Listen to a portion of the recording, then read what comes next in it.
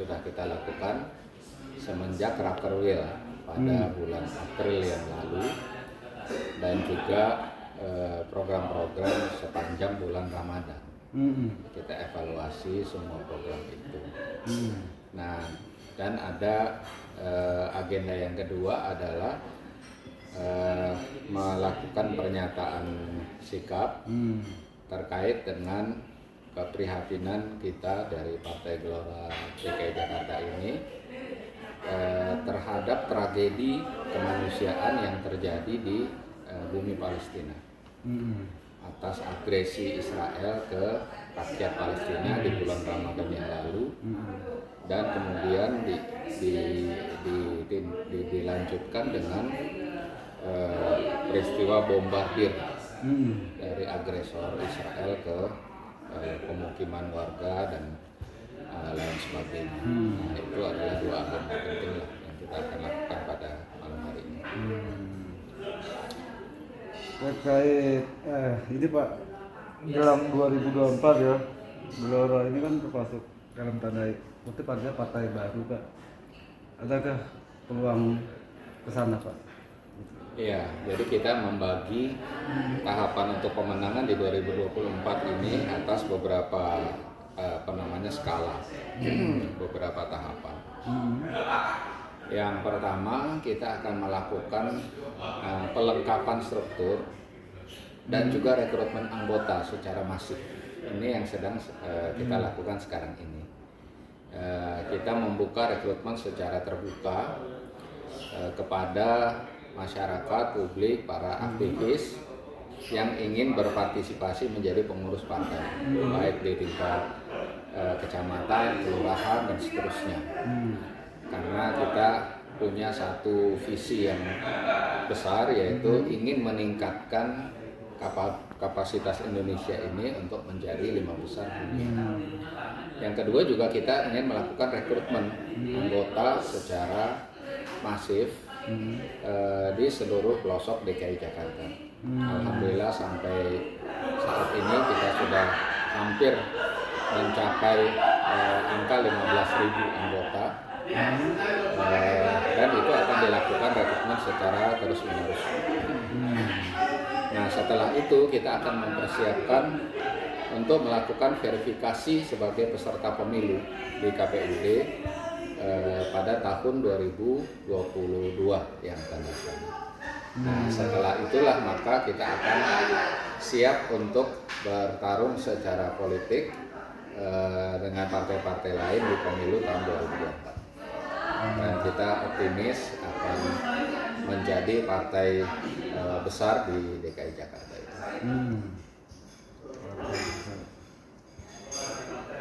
Terus yang dibidik itu Pak, untuk regenerasi partai itu apakah kebanyakan kaula milenial atau kalangan artis misalnya, atau kaum mama misalnya yang ngetren ini Pak? Ya, kita punya sasaran segmentasi juga. Secara umum itu ada beberapa segmen yang kita sasar ya. Pertama adalah kalangan umat di DKI Jakarta, yaitu mereka yang concern terkait dengan mempraktekkan agama ini dalam ruang lingkup sosial, dalam ruang lingkup kebangsaan. Karena partai Gelora ini selain dia berciri khas nasionalisme, dia juga memiliki jati diri sebagai partai yang mendukung eksistensi umat. Yang kedua adalah segmen kaum muda, segmen milenial. Dalam pengertian ini adalah bahwa mereka yang akan memegang kunci masa depan, sehingga kita menyasar komunikasi media kita khususnya itu untuk kalangan muda.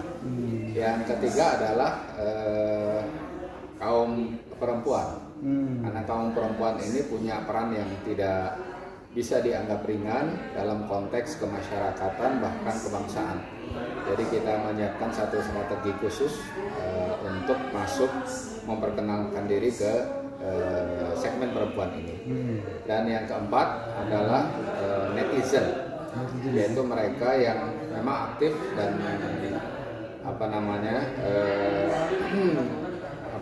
bergeliat di dunia maya, di internet, di media sosial. Nah, itu juga kita jangkau dengan komunikasi media kita di ranah digital. Kira-kira 4 segmen itu. Terus targetnya Pak kira-kira untuk di DKI itu 50% suara atau sama dengan daerah-daerah lain Pak untuk target suara itu? Target pemenangan. Pemenangannya. Ya, target pemenangan ya kita punya cita-cita besar tentu saja. Tetapi secara detail, secara rinci itu akan kita kita dalami nanti setelah verifikasi sebagai peserta pemilu di tahun 2022. Sekarang kita berancang-ancang untuk memperkuat jaringan struktur dan juga rekrutmen anggota secara masif. Menyinggung kembali Pak soal Palestina ya. Tadi kan PKS itu mengadakan demo. Terus Gelora sendiri kenapa nggak gabung Pak? Ya, itu mungkin agenda internal partai tersebut kan, untuk melakukan agenda demo tersebut. Tetapi kita punya cara berekspresi atau menyatakan sikap terkait dengan keprihatinan kita atas tragedi Palestina ini.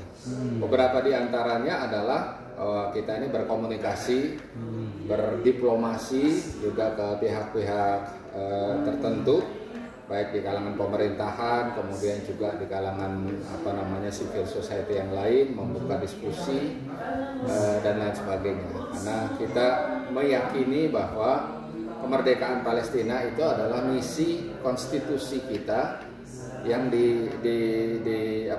diamanatkan di dalam Undang-Undang Dasar. Oleh karenanya kita sangat kuat mendorong Palestina ini untuk dinyatakan merdeka.